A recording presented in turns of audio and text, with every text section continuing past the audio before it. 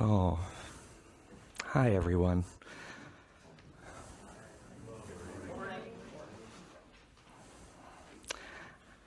Kind of just want to talk about what I know to be true today, just the things I know to be true. I feel like most of the things I know to be true, I know them because I learned them here from my teachers here, especially when things are really difficult.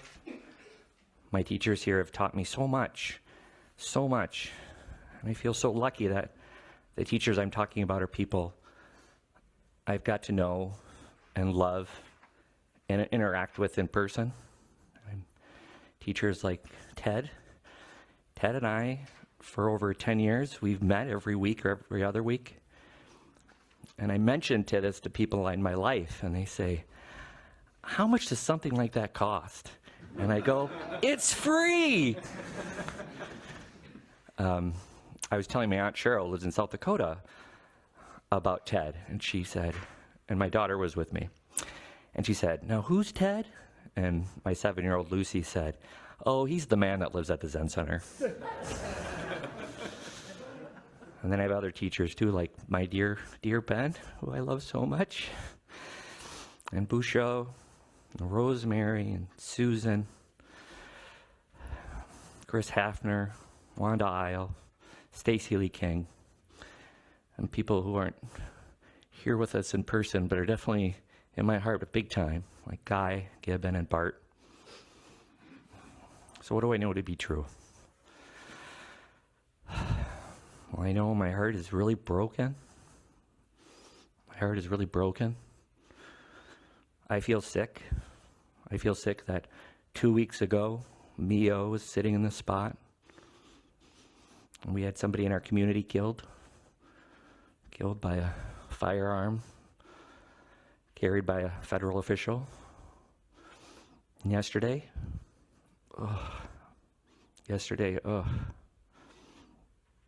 first we had Renee Good, a mom to a 5-year-old and I believe 2 other older kids. And then Alex Peretti yesterday, a nurse, worked at an ICU. Nurse working at an ICU. You know that folk tale about the universe and it rests on top of a turtle? You guys know that? And then you say, well, what does that turtle rest on? Another turtle? What does that rest on? Another turtle? So right now I just feel like everything is just resting on sadness. And it's just sadness all the way down. Are there people feeling like this? Does this feel familiar? Yeah. And I even feel despair sometimes and feel a little despondent sometimes. Feel a little hopeless sometimes. And I'm reminded of Shakespeare. Remember in Hamlet? Shakespeare writes, things are neither good or bad, and it's our mind that makes it so. Well, in our practice here, even what's in this mind is neither good or bad. What's in this heart is neither good or bad. These feelings, these emotions, they're neither good or bad. They're entirely legitimate, and we have all the right in the world to feel them. Whatever we feel today, we have all the right in the world to feel them. All the right in the world to feel them.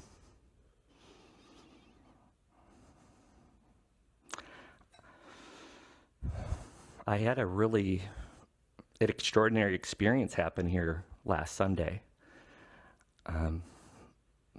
The day before, Kim called me. Kim is our executive director, and holy cow, how did I forget Kim on my list of teachers that matter a great deal for me? How did I forget Kim? Kim called me and asked me if I could make an announcement during at the end of the talk yesterday, make an announcement about our children's program and the dates. We have them set for the year. And I said, no problem, I'll be there. So the next day, last Sunday, I was in what I call my Turbak tuxedo. It's my favorite hoodie, my sweatpants, my favorite pair of socks, which I'm wearing today too. My in-laws gave me these socks. In my Turbak tuxedo, had my cup of coffee, wrapped in our Pendleton blanket. It's about 9:55, and I was listening to the talk online, and I slowly realized, that's right, I was supposed to be there. So I jumped up, got dressed, came over here, and I showed up. It was sometime between 10:30 and 10:40. And I walked down to the front porch, and I entered through this door over here. And this door was closed, and the sliding door here was closed. And it was really packed in here. There were a lot of people here. And walking into the space with all these people here, the body heat was so warm. Oh, so warm. It was so warm. And I came into this warm space of just people doing nothing other than just showing up exactly the way they are, sitting still, sitting quiet. And I sat right in that seat, right where you are. I sat right there. Oh, I felt like I was just taking a bath in this warmth. And there was Tim talking about Hongzhi and silent illumination. And man, that silent illumination felt very real at that moment. Felt really, really real at that moment.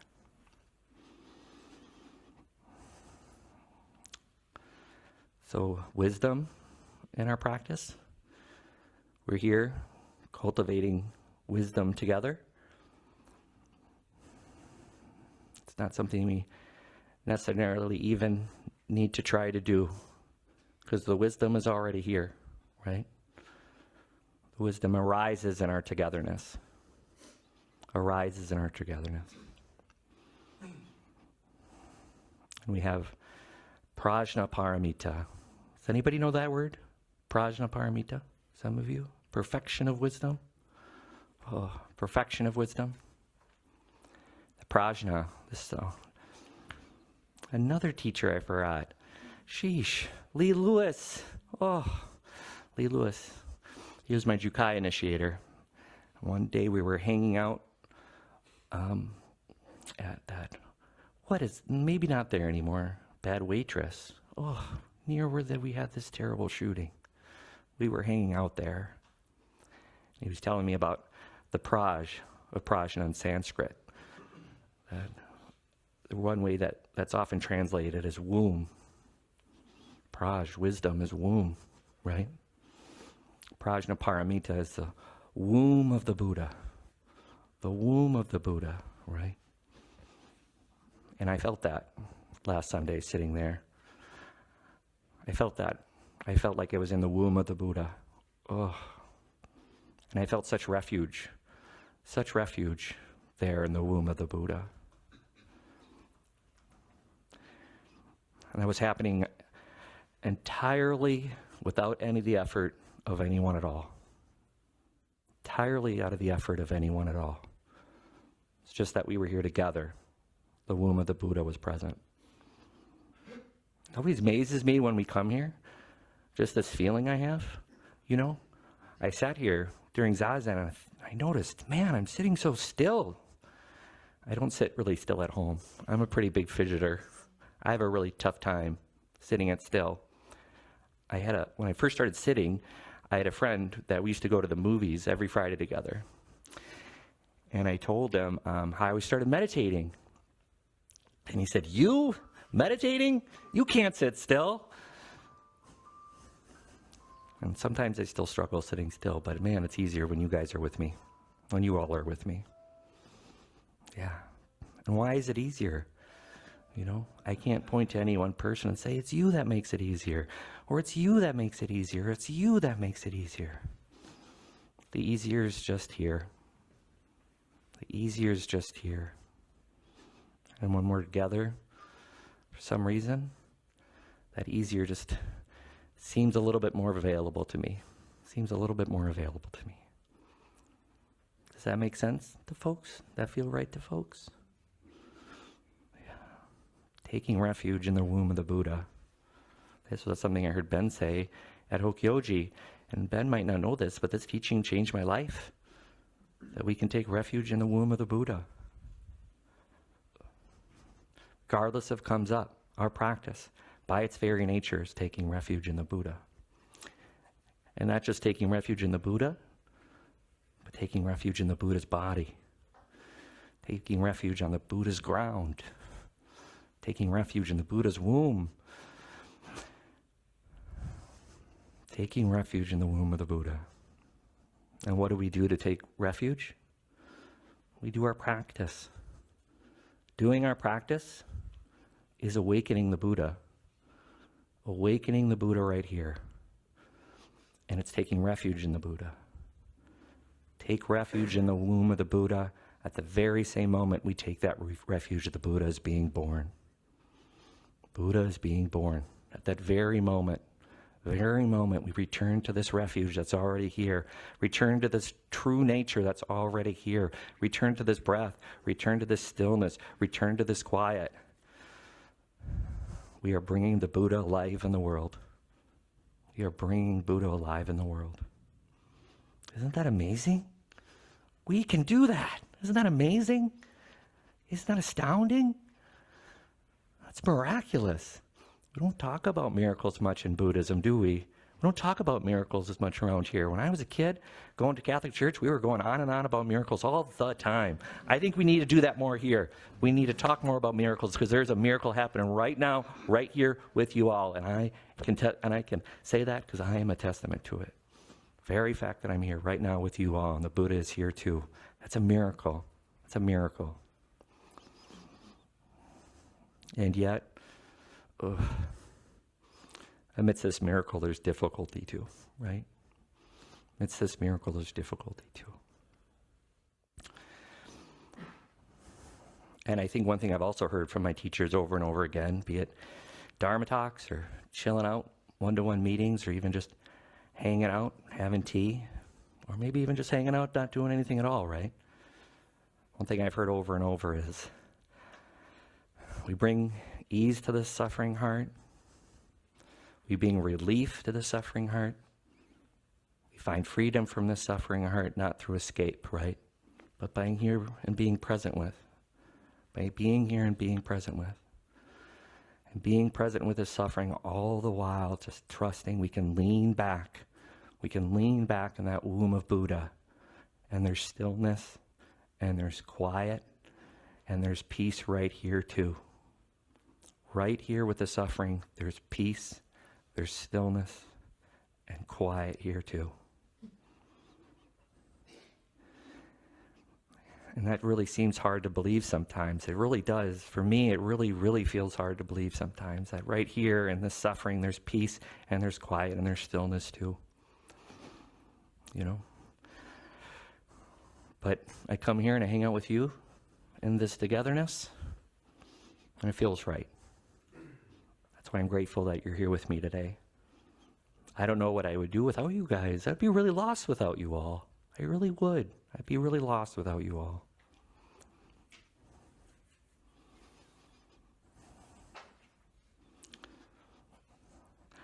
I brought some things that are important to me and just kind of mementos that, yes, it is possible, right? It is possible that this stillness and this peace can coexist right alongside the difficulty of it all. And I wanted to share them with this group, and I thought I could pass them out and other people could take a closer look. And for folks online, Dan, our amazing technology volunteer, is going to be showing a PowerPoint so you can see these things too. Dan's downstairs right now, and I was thinking, wouldn't it be cool if we did a little something special for Dan, our technology volunteer? For you on screen, maybe you can all look at your screen right now. All of us here, we can look at that camera, and on the count of 3, maybe we can say, "Thank you, Dan. Thank you, Dan." Ready? 1, 2, 3. Thank you, Dan. Thank you, Dan. I really hope his name is Dan. I was just thinking it's going to be really embarrassing if he comes up to me after the talk and is like, "Yeah, that was really nice and all, but my name is Andy." I would be really embarrassed. No, I'm just teasing. I know it's Dan. So here are just some things I brought. things that just remind me that it is possible. First thing I have is this book series. Anybody know Choose Your Own Adventure? This is my favorite books when I was a kid. Edward Packard and his wife wrote these. And in these books, you would read the story. This one is The Cave of Time, and you'd be given options. Like here, for example, page 24, last paragraph, it says, "You gaze upward on the puffy white cumulus clouds moving in a strange fashion. It is descending. It's not a cloud. It's a spaceship. And it's landing right before your eyes, only a few hundred yards away. If you hide from view, turn to page 38. If you go to the spaceship, turn to page 40. What do you all think? Should we hide from view or go to the spaceship? Let's go to the spaceship. I hope online you all agree, because we're going to the spaceship if you like it or not. And here's what happens. You cautiously approach the spaceship, and to your amazement, see that it's resting a foot or so above the ground without any visible mechanisms keeping it afloat. There are no engines, rocket exhausts, portholes, landing gear, antenna, or any equipment you might imagine a spaceship would need. You realize it must be the product of a supremely advanced civilization. And yet it's possible, right? Did any of you think you were going to come here and hear about a spaceship descending on Earth from an incredibly advanced civilization? And yet it happened. And yet it happened. And something else that's amazing happened, that there was a 7-year-old boy who lived at 7043 Stratford Echo in Woodbury, Minnesota, who loved these books 40 or something years ago. Now that 7-year-old boy is a middle-aged man reading these books with his 7-year-old daughter, right? That happened. That happened. And that man could never imagine he could love something so much as that 7-year-old daughter. Amidst the difficulty, that still happened. It still happened. Here you go, Jimmy. I can pass that around. Here's another that still happened moment for me. I had a very dear person give me this teacup when they returned from Japan. Inscribed on this teacup is the Heart Sutra, right here. Prajna Paramita, perfection of wisdom, womb of the Buddha, right here. I used this teacup for a baby welcoming ceremony for this family who lives in Egan, and after the ceremony I was carrying this box of stuff to my car, and I slipped, and this cup flew out of the box and landed on the concrete driveway and smashed, and my heart was broken. Ugh. But I was able to come home, and with Gorilla Glue, I was able to kind of put it back together a little bit. And funny thing is, I love it even more. I love it even more now. And its brokenness and its chip, I love it even more. And something else I know to be true is the perfection of wisdom is still here. And it's still true. And it's still meaningful, even though it's here and this cup is chipped and it's cracked. Maybe even somehow it's more meaningful and more true because this cup is chipped and cracked. I'm realizing the person who gave me this cup is here, and they are just learning now that I broke it. So I hope they forgive me dearly. Oh, here's another wonderful example of what I know to be true. Oh, it's my favorite, all-time favorite CD, #1. Nothing ever comes close. This is Solomon Burke live, Soul Alive. Does anybody know Solomon Burke? It's a very famous, very, very, very early soul singer, very influential in the development of transition from R&B to soul. This was recorded over 2 nights in 1983, and you'll never hear a record where the audience and the performer and the band are in complete togetherness than this album. Solomon Burke, I can't imagine there was a set list. Solomon Burke he's all over the place. Almost every song is a medley. He'll start one song, move to another, might go back to the original, then go back to a third. All the while, the band is just playing the same groove. And throughout the album, Solomon Burke, he was a famous as a child as being a radio minister, starting at about age 9. Became regional stardom. He's a really interesting character, and he also owned a whole series of funeral homes. He was a mortician and owned funeral homes over the country. And he had 63 grandchildren. Can you imagine that? 63 grandchildren. And at one point in the song, in the middle of a song, Solomon Burke stops and he starts talking to the audience. And he says, "Ooh, baby, there is something good happening to someone here tonight. There's something good happening somewhere here tonight." That is true, right? That is true right here, right now. This little floating blue orb, bending the fabric of space-time around it. There's these 8 billion very odd, big-brained primates walking around on 2 feet. And among those 8 billion, there is something good happening. There is something good happening. Yes, it's true, right? It's true. We can feel despair all the way down, but we can also know there's something good happening. Right now, someone somewhere is finding a new joy they've never found. Someone somewhere, for the first time, is feeling like their voice is being heard and they're being seen for the first time. Someone somewhere is feeling kindness, feeling love. Someone somewhere is offering kindness and offering love. There's pain right now. There's sadness right now. There's grief, loss, frustration. It's all there. It's all legitimate. It's all included. But so is a newfound joy. So is being heard, being seen. So is kindness. So is compassion.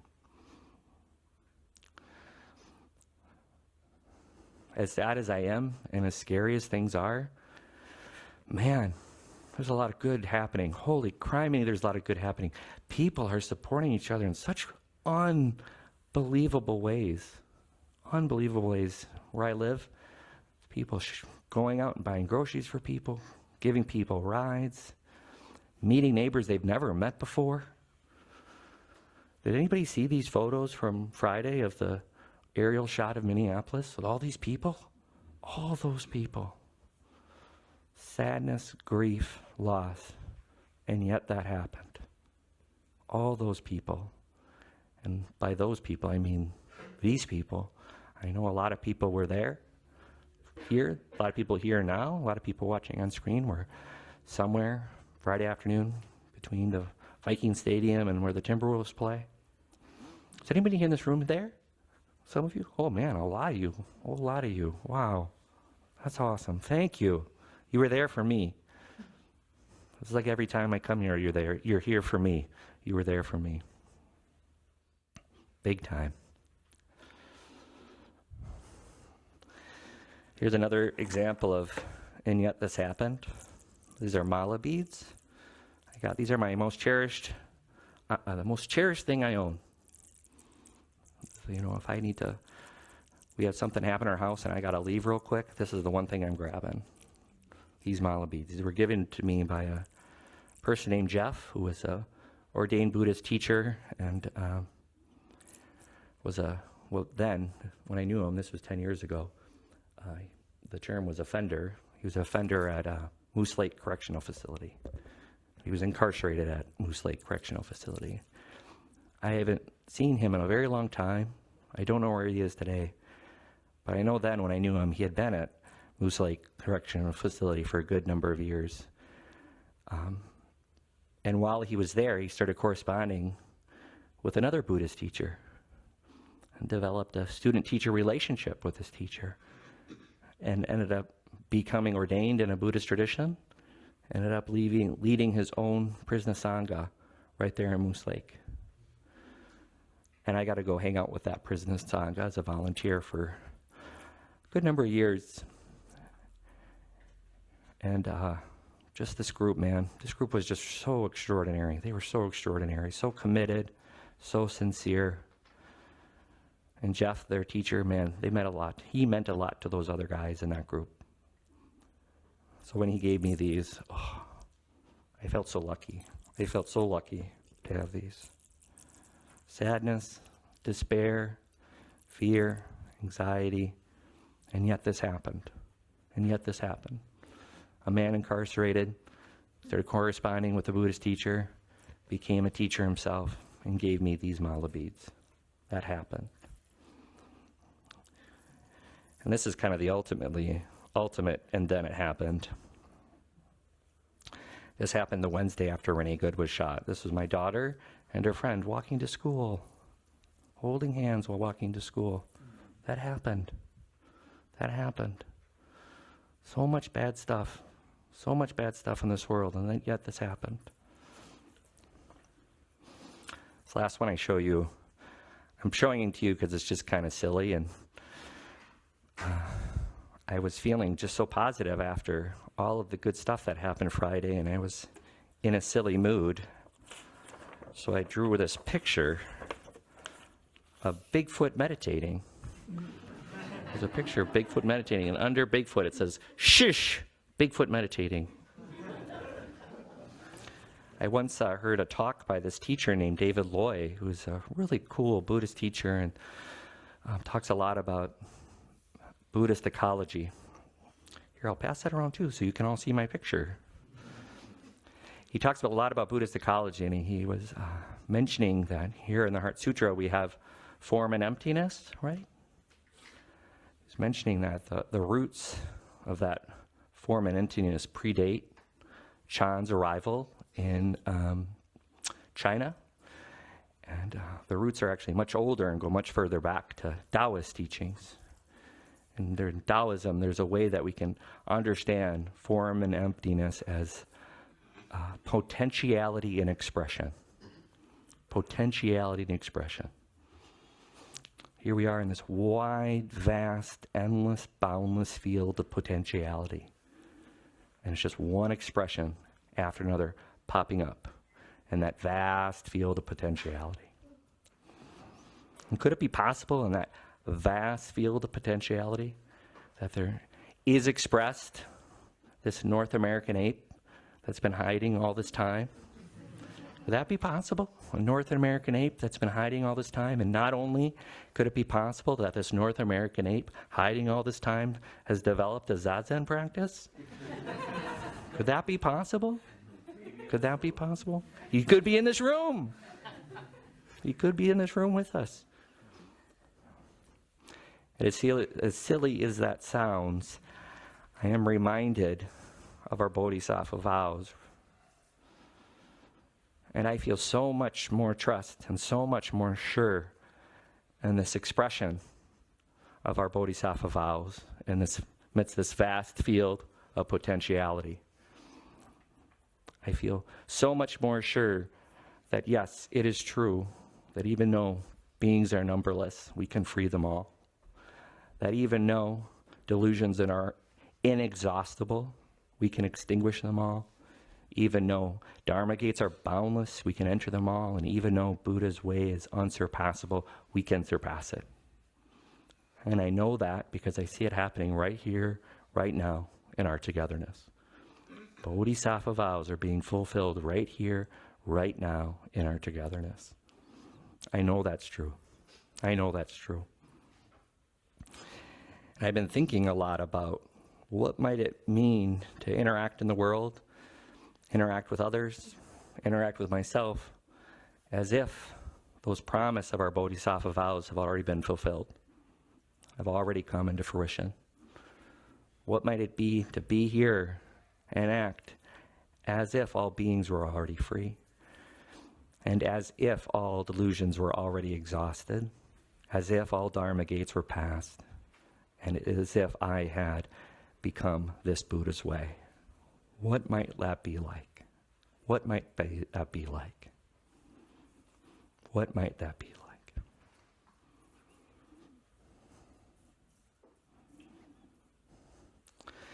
like?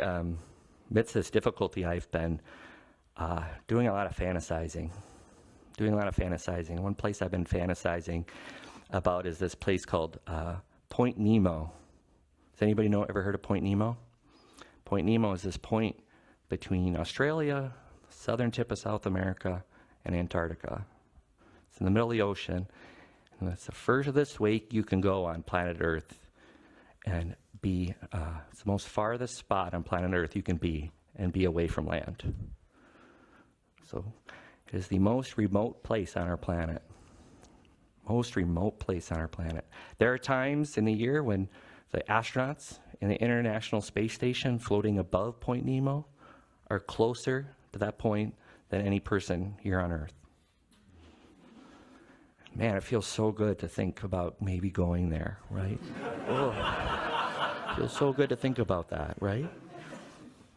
I actually, one day when I was supposed to be working from home, I was watching YouTube videos of oceanographers going to Point Nemo because I needed to see it. I needed to see what it was like. And I'm writing a song about Point Nemo, and I brought the lyrics if you all want to hear them. I thought I would like to kind of figure out kind of a bossa nova chord progression to go with this song. You guys know Girl from Ipanema, that song? That was my dad's favorite song, so it means so much to me. One thing I want to say about bossa nova, and this is another, and yet this happened. Well, bossa nova was achieving really international prominence in the early 60s. It became very popular here in the United States. About that same time, a military dictatorship overtook Brazil, where bossa nova first emerged. And for many of these bossa nova musicians, they saw this song, these types of songs that they played that were so quiet, so subdued, so subtle. Girl from Ipanema, right? They saw it as a quiet refusal to go along. A quiet refusal to go along. Later, in the 60s and early 70s, there was a much more vibrant, defiant, and louder protest music that emerged from Brazil at the same time. Both good, both really good, both really good. Quiet refusal to go along. My mom is 75 years old, and yesterday, she's pretty much as apolitical as you can get, my mom. Yesterday, her and her 4 friends in her apartment building got together in her living room. They were ages ranged from about 70 to 89. Four of her friends, they had cut candles at 7 p.m. in vigil of Alex Peretti, who was just so sadly taken from us yesterday. 7 women, 70s and 80s, quiet refusal to go along. So here's my song. So just a little bit of background. So Point Nemo is so remote, it actually doesn't have weather reports. There's no weather station remotely around that can tell you what weather it is. And I don't understand how this works, but I read this online, so of course it's true, because I read it online. Apparently it's not officially in a time zone. There's no official time in Point Nemo. So you need to know that background. So here's the song. Maybe should I try a little bossa nova kind of sway to this song? All right. Something good happening somewhere here tonight. So someone here tonight. Something good happened to someone here tonight. All right. There is no weather in Point Nemo, just sky, ocean, water, and waves. There is no time here in Point Nemo, no fear, no sorrow, and no pain. The spacemen drifting above us now do all their tests and sip their tang. And stars even further beyond here send light from 1,000,000 miles away. No one is living in Point Nemo, and the hotel rates are always great. And out here, even the locals know it's wiser to stay far, far away. Now here's where the guitar solo is. So just imagine that. Pretty ripping guitar solo right now. And then return to the original refrain. There's no weather in Point Nemo, just sky and ocean, water, and waves. There is no time here in Point Nemo, no fear, no sorrow, and no trace of pain. Thank you. But really, that's not true, right? No fear and no sorrow, no trace of pain. You know, what's the very first part of the Buddha's very first teaching, right? Sitting there with those 5 other aesthetics, just like my mom with her 5 friends. Buddha taught in Deer Park, first noble truth, suffering is here. Ugh. There's going to be times we suffer. There's going to be times we suffer, times we experience dukkha. Dukkha, it's one of the marks of existence, 3 marks of existence, suffering, no self, and permanence. And as much as I want to flee or escape, even in Point Nemo, I'll probably still suffer. Mainly because I'll miss you guys so much. I'll miss you all so much. Point Nemo. So where do we start? Where do we start and to meet this suffering amidst this peace? Where do we start? And again, all I can tell you is what I've heard from my teachers over and over again, right? So all I can tell you is what I've heard from my teachers over and over again. We start in this tenderness right here, and we start in this longing right here. This tenderness and this longing. This tenderness of this heart and pain, and this longing for wholeness, longing for connection, longing for peace, longing for quiet, longing for stillness. This tender heart and this longing are so important, and they really, really deserve to be upheld and honored. They really deserve to be upheld and honored. How often is it that the initial urge of the way-seeking mind comes to life in the world because of a tender heart and longing? How many of us came here for the first time because of a tender heart and longing? How many of you came here for the first time because your heart was tendered and you longed for something different? Any of you? Yeah, a lot of us, right? A lot of us. Tender heart and longing is the fertile soil where these seeds of awakening take root, where they germinate, where they come up above the earth, where they bloom, where they blossom. Just like the Buddha is emerging from the earth in the Lotus Sutra. It's a tenderness and longing where they start. And it's a tenderness and longing where we can start. Where we can start. I know that to be true. I know that to be true, just like I know Solomon Burke when he sang one of those 2 nights in 1983, right? Something good happening somewhere tonight. And just like Jeff, I know it's true, right? I know it's true. He meant a lot to those other guys in Moose Lake Correctional Facility. I know it's true, that chip cup with that crack in the middle, I still love it so much. I know that's to be true. I know I love reading. Choose Your Next Adventure with my daughter. I knew that's to be true. And I know it really makes my heart sing. It makes my heart sing to watch my daughter and her friend just holding hands, walking into the front door of school. Amidst all this. I just want to do 2 things in closing. Everybody should have got this copy of the Heart Sutra. I made a little change to this. This is just an experiment. I'm not at all suggesting the Heart Sutra needs to be changed, should be changed. I think it's fine the way it is. I just wanted to see what it would be like to chant this together with these changes here in this moment. So if you want to chant, you can. There's copies.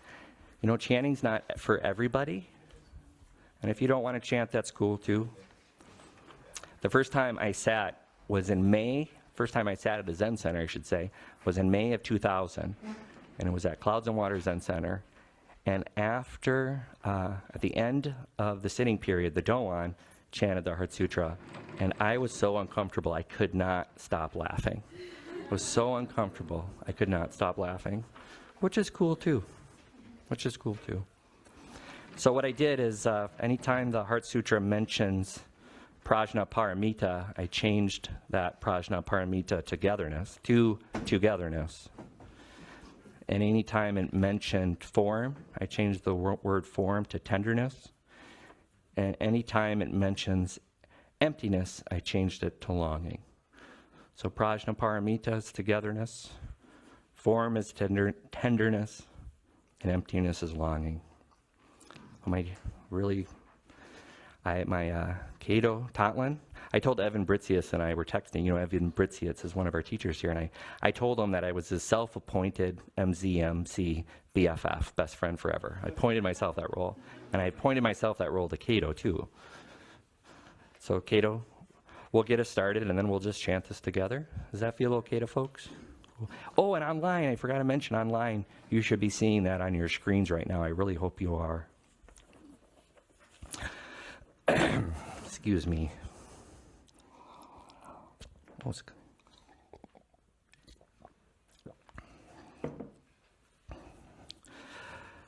Heart of Great Perfect Wisdom Sutra.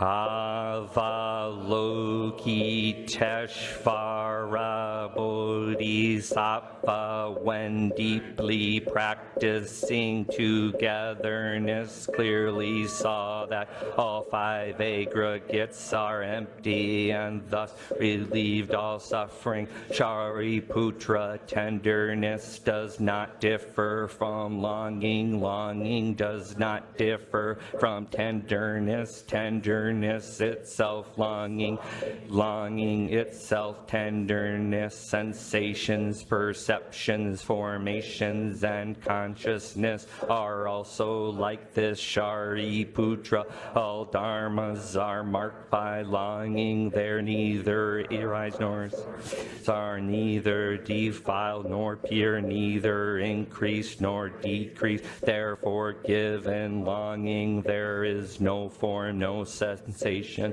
no perceptions, no formations, no consciousness, no eyes, no ears, tongue, no body, no mind, no sight, no sound, no smell, no taste, no touch, no object of mind, no realm of sight, no realm of mind consciousness. There is neither ignorance nor extinction of ignorance, neither old age and death nor extinction of old age and death, no suffering, no cause, no cessation, no path, no knowledge, and no attainment. With nothing to attain, a bodhisattva relies on togetherness, and thus mind is without hindrance. Without hindrance, there is no fear. Far beyond all inverted views, one realizes nirvana. All Buddhas of past, present, and future rely on togetherness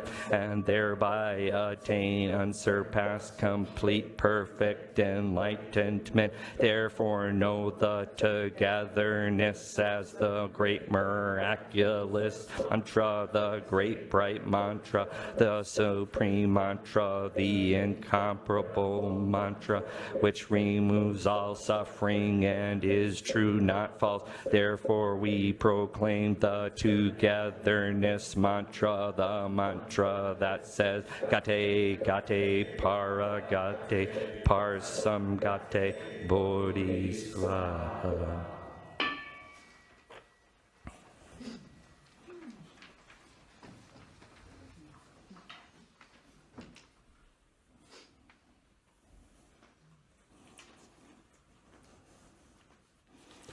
I'll just leave. I want to end just with one last thing that I know to be true.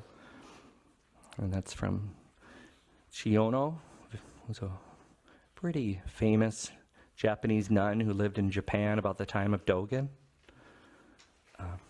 She wrote a poem one day when she was going through some tough stuff herself and dealing with a lot of longing because she thought she would never have the opportunity to really practice. She would never have the opportunity to really practice, and she was carrying water. And while carrying that water, the bottom fell out of the bucket, and the water splashed everywhere. And then this is what she wrote in response to that situation, that tough situation she was in. This way and that way, I tried to keep the pail together, hoping the weak bamboo would never break. Suddenly, the bottom fell out. No moon, no more water, no more moon in the water, emptiness in my hand. Thanks, everybody.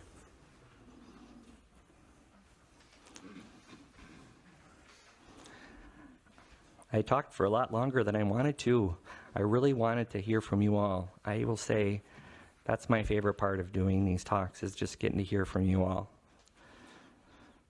And I would love to hear what folks are thinking about, or what they might want to say, or might they offer to the group.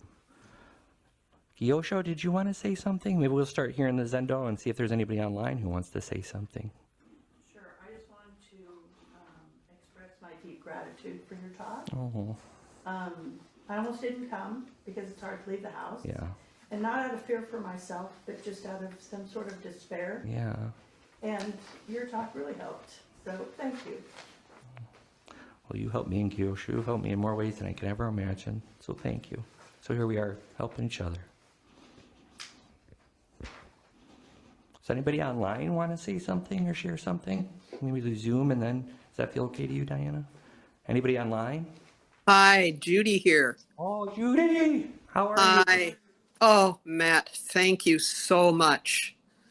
My heart is breaking these days, No. and my husband's heart is breaking.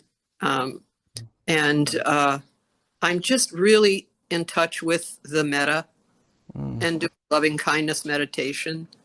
And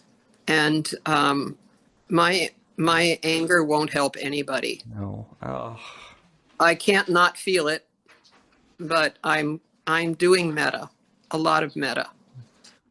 And your beautiful talk today, I loved chanting that. I loved chanting that. Thank you.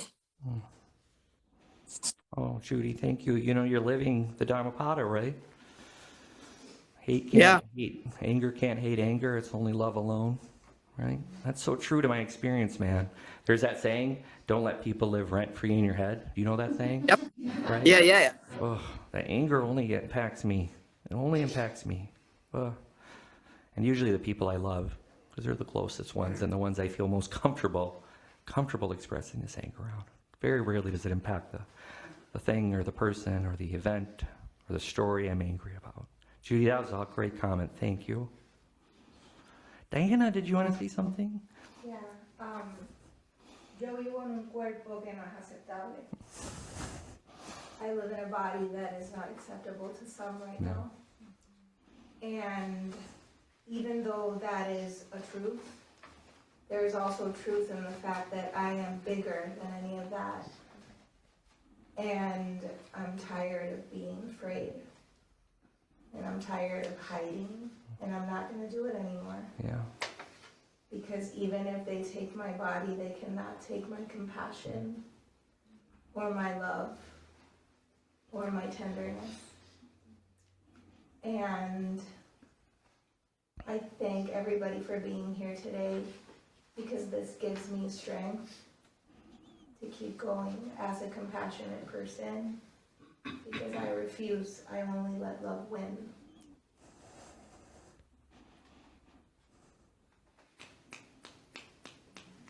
Hell yes! Hell yes! Hell yes! Oh man, I'm so sorry. My teacher might be upset with me for saying hell. I should have said that.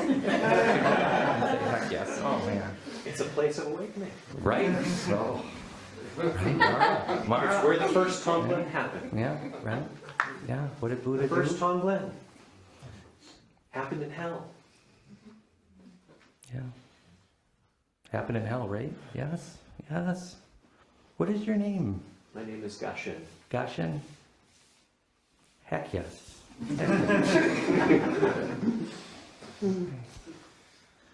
Maybe do we create some space for some online folks now, if they have anything they want to bring up or say, or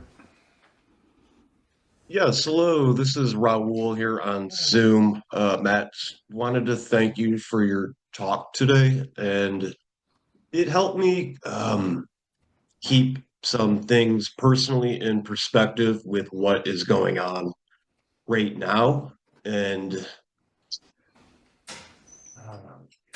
to react to it in a more compassionate way myself, and not try not to hold biases about maybe other faith-based organizations and things of that nature. I just want to keep an open mind about things. And that's really all I have to say. Thank you. Raul, I'm not sure there's much else to say than just that, right? Sure. And what I guess what I mean, something that struck me was seeing some other faith-based organization members getting arrested at MSP Mm. earlier this week, and that opened my mind up to, maybe it's not uniform with particular religions or belief systems. That's all. And I just want to keep a peaceful mind about it myself. Thank you. It reminds me of Viktor Frankl, right? He said, Viktor Frankl said, between thought and action is choice. And in choice is our freedom.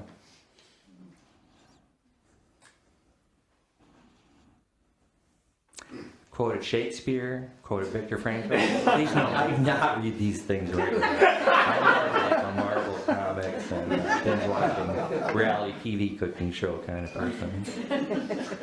Did you have something, Ben? I just want to add something. There were Buddhists among the clergy Yeah. who were arrested.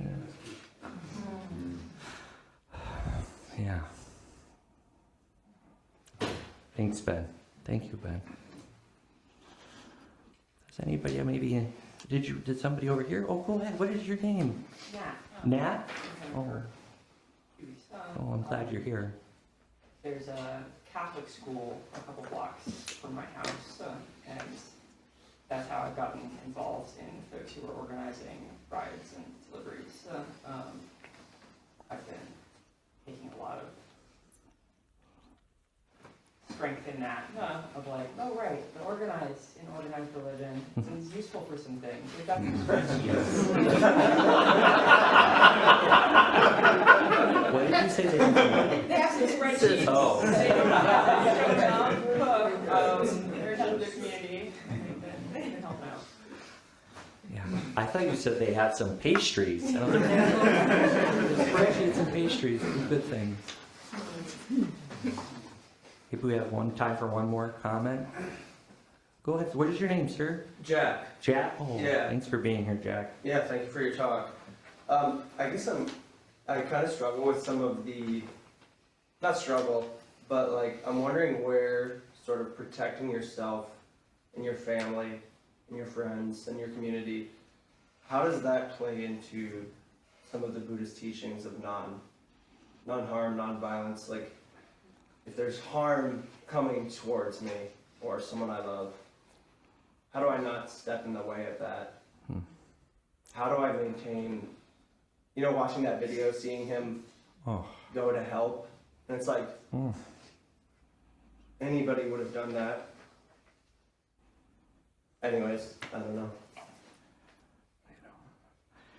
Our Soto Zen tradition is not a non-dual tradition, right? It's not a non-dual tradition. It's a dual and non-dual and not non-dual and not dual tradition, right? It's the tetralemma, Nagarjuna, right? And all I can think about, I was an EMT. When I graduated college, I became an EMT, right? And what did we learn? Very first thing you do as an EMT, right? Can't help someone else if you're in danger, right? Can't help someone else if you get hurt. Can't help someone else if you become part of the emergency and not the one responding to the emergency, right? That's why we start here. That's why we start here, both in terms of the spirit, in terms of the body, but practicality too, right? Practicality too, we start here, right? Yesterday was a tough day. This is more like me than the kind of person who's quoting Shakespeare. I ate a whole can of Pringles yesterday. I needed to take care. There's something in me that needed to take care. So when we take care of ourselves and we take care of our families and we take care of our kiddos, we take care of our neighbors, we take care of our friends, togetherness, right? There's no difference between taking care of this heart right here and taking care of all hearts. Same act, same act. Same womb, same Buddhist practice, same Buddha coming to life in the world. Taking care of here, taking care of here. At least I guess that's what makes sense to me. I don't know. Does that mean, do other people think that makes sense, or other people have a different idea or thought? Does that kind of, do you think that makes sense, Jack? Yeah, no, I hear what you're saying. It's like to put your own mask on before Yeah, maybe. assisting others. Yeah. Yeah. Or maybe just rely on what we know to be true. Maybe that's the answer. We just rely on what we know to be true right here. Right here. What do we know to be true right here? I always want to tell these teachers around here how much I love them and how grateful I am for them. And I always think, I don't know if that's what they want to hear. So how do I can really express this gratitude? And I just figure it's just doing this practice. It's probably more valuable, better way to express this gratitude than say a bunch of words. Say a bunch of words. Do this practice to express what's here. Do this practice to express what I know to be true. Yeah. I think that's all the time we have. I would have maybe, if it's okay, just in case, because I want to make room for just so many people on Zoom, and I love that they're here on Zoom, and I love we can be here on Zoom. Does anybody in Zoom want to say anything? Maybe the last comment?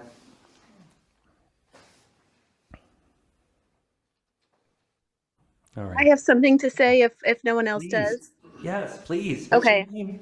My name is Kaisa. I'm a member from Chicago, but I'm a Minnesotan. I grew up there. I went to college there. And I am so proud to be a Minnesotan right now. I can't believe it. It's so easy to slip into anger and sadness, and to look at the news and to see all of you out there standing, making video, marching in negative 10 degrees is just incredible. And it's giving me strength. So thank you so much. Good. Oh, thank you. Thank you. I think now we should probably turn it over to announcements.